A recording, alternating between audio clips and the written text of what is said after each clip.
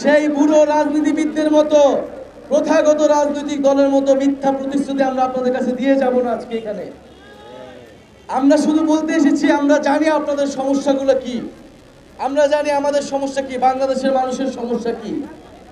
আমরা সেই মূল সমস্যাগুলো অ্যাড্রেস করছি। আমরা বলছি না গণ অভ্যুত্থানের পরে যে একটা নির্বাচন দিয়ে দেন 3 মাসের মধ্যে, 6 মাসের মধ্যে। আমরা বলছি নির্বাচন হতে হবে, কিন্তু সংস্কার লাগবে, বিচার লাগবে। আমরা যেটা গণ অভ্যুত্থানে চেয়েছিলাম যে শেখ হাসিনার কাছে একক ক্ষমতা, আমরা নতুন বাংলাদেশে এমন কোনো প্রধানমন্ত্রী চাই না যার কাছে একক ক্ষমতা থাকবে, যাকে প্রশ্ন করার কেউ থাকবে না, সে যা খুশি তা করতে পারে। কিন্তু আমরা দেখছি সেই সংস্কারের প্রতি পদে পদে বাধা তৈরি হচ্ছে। যে আমরা সন্ত্রাসী বাহিনীর আস্ফালন দেখেছি, গোপালগঞ্জে আওয়ামী লীগের ফ্যাসিস্ট সন্ত্রাসীরা গণ অভ্যুত্থানের পরে পুনরায় প্রমাণ করেছে যে কেন তাদের বাংলাদেশে রাজনীতি করার অধিকার নেই।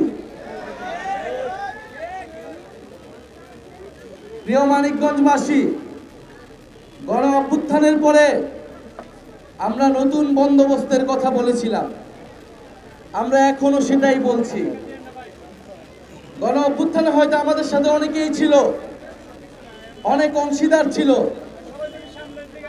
কিন্তু সবার স্বার্থ এক ছিল না। শেখ হাসিনার পতনে সবাই এক ছিল, কিন্তু নতুন রাষ্ট্র বিনির্মাণে সবাই এক ছিল না। অনেকে চেয়েছিল পুরনো রাষ্ট্রের পুরনো আইন কানুন, পুরনো সিস্টেমে শুধু তারা ক্ষমতায় যাবে। আমরা সেটার বিরোধিতা করেছিলাম, ফলে আমাদেরকে নতুন রাজনৈতিক দল করতে হয়েছে। আমরা জানি আমাদের নিরাপত্তা দেওয়ার কেউ নাই এই রাষ্ট্রে। আমাদের নিরাপত্তা দেওয়ার জন্য শুধু রয়েছেন আপনারা, এই গণ অভ্যুত্থানে অংশ নেওয়া ছাত্র তরুণ জনতা। আমরা শুধু আপনাদের ভরসায় রাজপথে নামি, রাজপথে আছি। আমরা বলেছি যে আমাদের জীবনের কোনো মায়া নেই। গণ অভ্যুত্থানের মধ্য দিয়ে যখন আমরা দেখেছি আমাদের সামনে শহীদ হয়েছে আমাদের ভাইয়েরা, আমার বন্ধু গুলি খেয়েছে, আমার ভাইয়েরা আমার বোনেরা নির্যাতিত হয়েছে, শহীদ হয়েছে, যখন সেই শহীদ পরিবারের সামনে দাঁড়াই, যখন সেই শহীদের বাবা মায়ের সামনে দাঁড়াই, তখন মনে হয় যে এই জীবন দেশের জন্য উৎসর্গ করার জন্য। ফলে যারা আমাদেরকে ভয় দেখাতে চেয়েছিল গোপালগঞ্জে, তারা জানে না যে তাদের এই আক্রমণ আমাদেরকে আরো দ্বিগুণ ভাবে শক্তিশালী করেছে। এর প্রমাণ আমরা ফরিদপুরে দিয়েছি, এর প্রমাণ আমরা রাজবাড়িতে দিয়েছি, এর প্রমাণ আমরা এই রাত 10টার সময় মানিকগঞ্জে দিচ্ছি।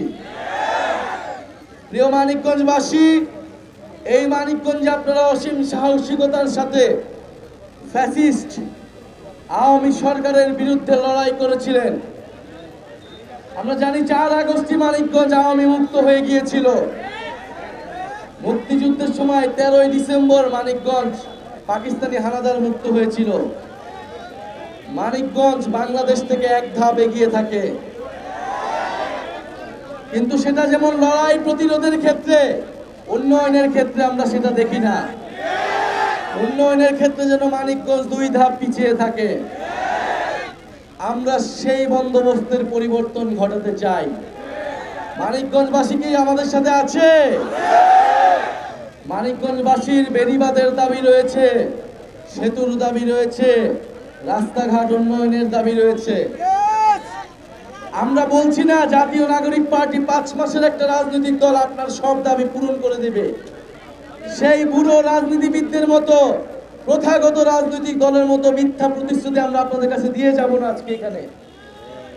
আমরা শুধু বলতে এসেছি, আমরা জানি আপনাদের সমস্যাগুলো কি, আমরা জানি আমাদের সমস্যা কি, বাংলাদেশের মানুষের সমস্যা কি। আমরা সেই মূল সমস্যাগুলো অ্যাড্রেস করছি। আমরা বলছি না গণ অভ্যুত্থানের পরে যে একটা নির্বাচন দিয়ে দেন 3 মাসের মধ্যে, 6 মাসের মধ্যে। আমরা বলছি নির্বাচন হতে হবে, কিন্তু সংস্কার লাগবে, বিচার লাগবে। এবং এই যে মানুষ, সেই মানুষের সত্যিকার যে জীবন উন্নয়ন ঘটায়, ইনসাফ প্রতিষ্ঠা হয়, দুর্নীতিমুক্ত হয়, সেই রাষ্ট্র তৈরি করা লাগবে, সেই সিস্টেম তৈরি করা লাগবে। চাঁদাবাজ থেকে মানিকগঞ্জকে মুক্ত করতে হবে।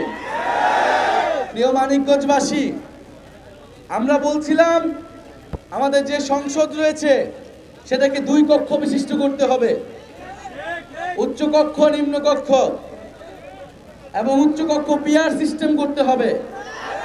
ভোটের অনুপাতে উচ্চ কক্ষ তৈরি করতে হবে। কেন বলছিলাম? যাতে ক্ষমতার ভারসাম্য তৈরি হয়, ক্ষমতার বিকেন্দ্রীকরণ তৈরি হয়। আমাদের রাষ্ট্রে যে একজন ব্যক্তি থাকে, প্রধানমন্ত্রী, তার কাছেই সব ক্ষমতা, তাকে প্রশ্ন করার কেউ থাকে না। এই জন্য বলছি আমরা ভোটের অনুপাতে উচ্চকক্ষ করেন, যাতে ক্ষমতার ভারসাম্য কিছুটা হইলেও তৈরি হয়। সেই ক্ষমতার ভারসাম্য আমরা যেটা গণ অভ্যুত্থানে চেয়েছিলাম, যে শেখ হাসিনার কাছে একক ক্ষমতা। আমরা নতুন বাংলাদেশে এমন কোনো প্রধানমন্ত্রী চাই না যার কাছে একক ক্ষমতা থাকবে, যাকে প্রশ্ন করার কেউ থাকবে না, সে যা খুশি তা করতে পারে। কিন্তু আমরা দেখছি সেই সংস্কারের প্রতি পদে পদে বাধা তৈরি হচ্ছে। সংস্কারের অনেক কিছু বিভিন্ন দল মেনে নিয়েছে, আমরা তখন তাদেরকে ধন্যবাদ জানাইছি, কৃতজ্ঞতা জানাই, এবং আমরা বলি এই সংস্কার কোনো দলের পক্ষেও না, কোনো দলের বিপক্ষেও না, এটা জনগণের পক্ষে, বাংলাদেশ রাষ্ট্রের পক্ষে।